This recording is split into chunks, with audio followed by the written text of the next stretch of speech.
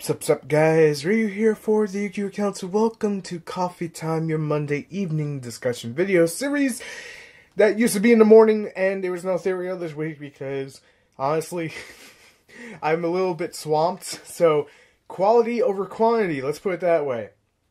There's something I wanted to talk about for the past couple of weeks that I just haven't had the opportunity to, but honestly, I feel it's a perfect time because all I've done this weekend when it came to getting videos out for my other channels was talk about video games.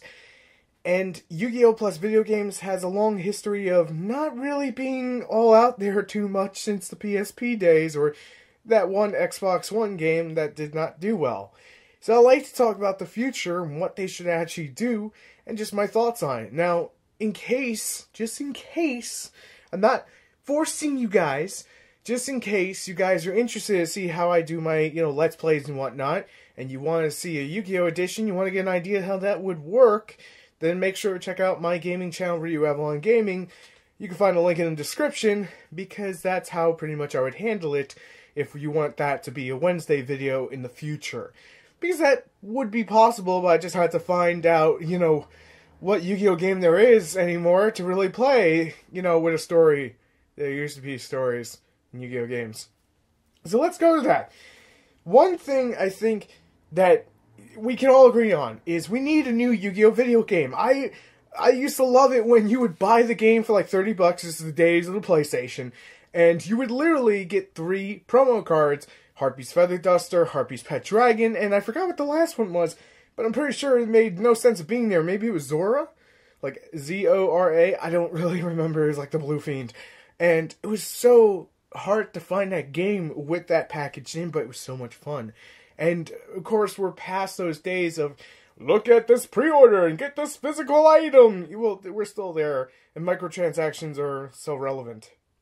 But when you get to the core of things, the last great game we had was Tag Force, and there's a great opportunity to bring it back, whether it be on the Nintendo Switch or the PS Vita, if that thing even exists. Oh wait, no, I have a better platform.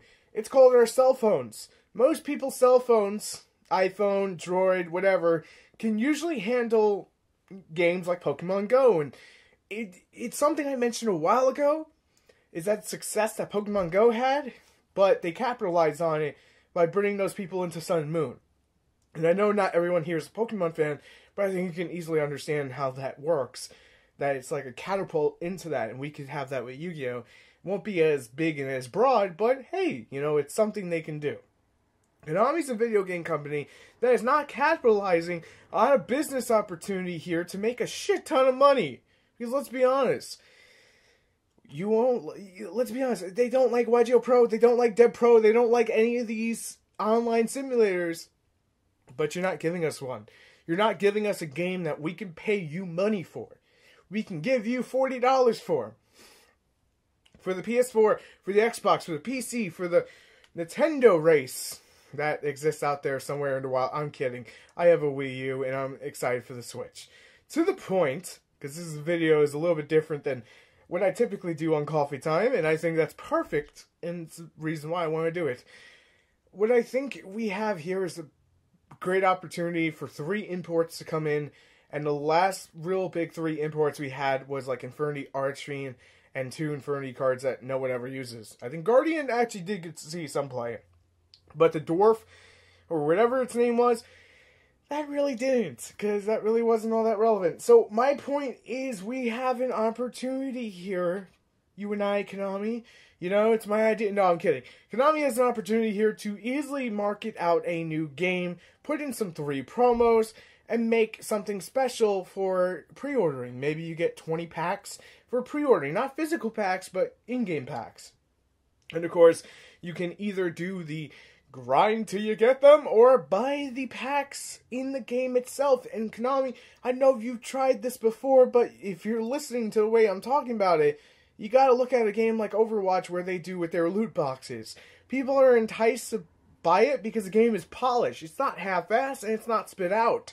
Whether you like that game or not, point still stands. It's kind of like Halo 5 as well, whether you like that game or not. To the point, though, you can have those microtransactions. I know a bunch of people that would be more than happy to give you money for that. And me personally, I wouldn't, but I know that I would love a standalone RPG-esque kind of Yu-Gi-Oh game. When I see an RPG-esque, you know, you play a character, you make your character like you would in any typical RPG, and you go on a whole story. What would satisfy anime fans is simple. There's been a trend of anime games actually doing really well here in the West. Well, East on my side. To the point, it's the West of the world. To the point, Dragon Ball Xenoverse, Naruto, Ninja Storm, Attack on Titan, these are anime games. Konami, capitalize on all your aspects of this game. Don't just capitalize on the trading card. You can easily go further. You can use this time now to say, hey, we have not had a Yu-Gi-Oh game in a very long time, and it would be a perfect opportunity to bring it back and just get people excited.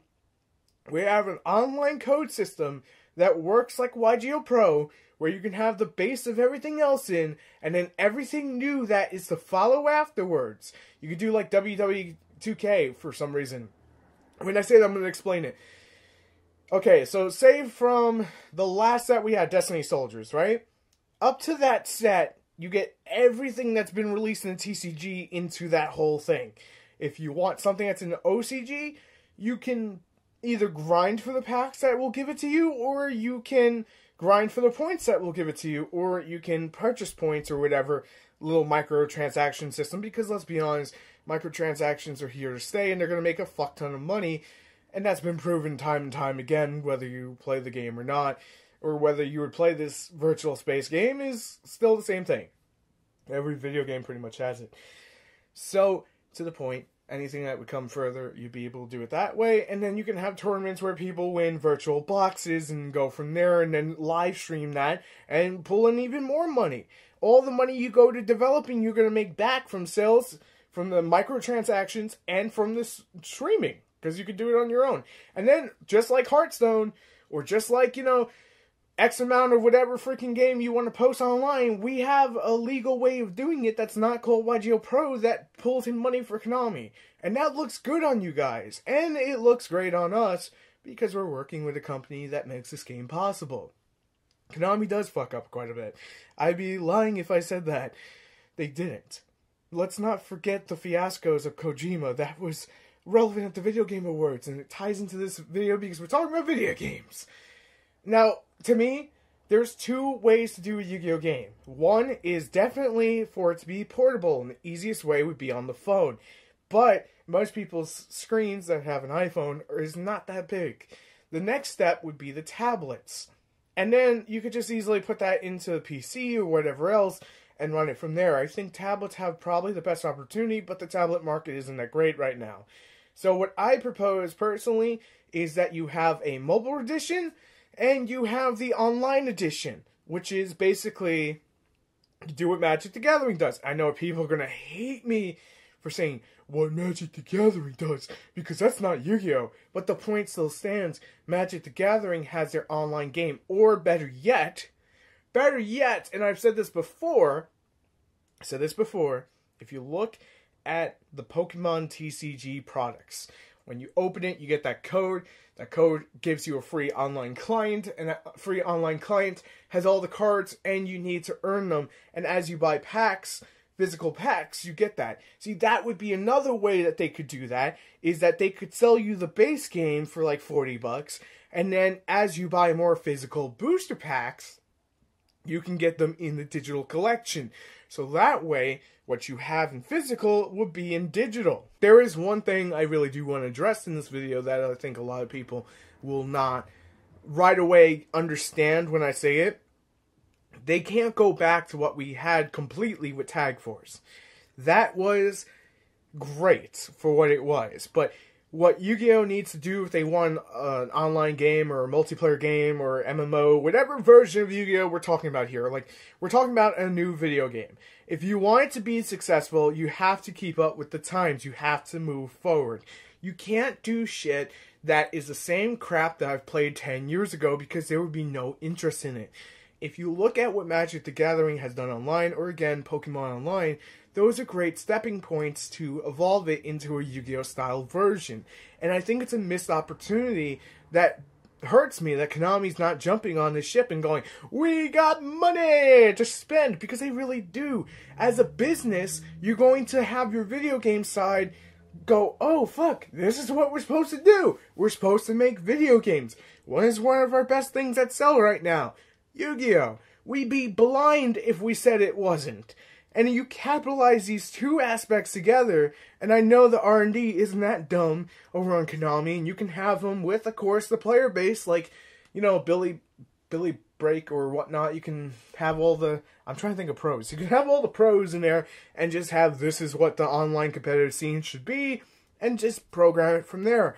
Because those PlayStation Vita games, or PSP, whatever it was, those are fantastic.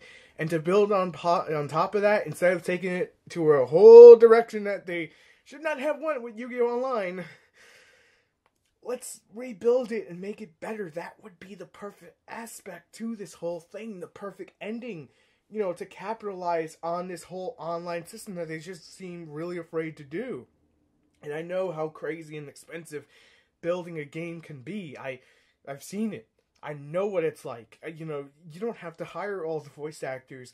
You could just have it like Pokemon, where, you know, just like all the words and a little bit of, you know, anime music. It's not that hard to really please the Yu-Gi-Oh! Fan base. And that's not a cheap shot at you guys. It's really not.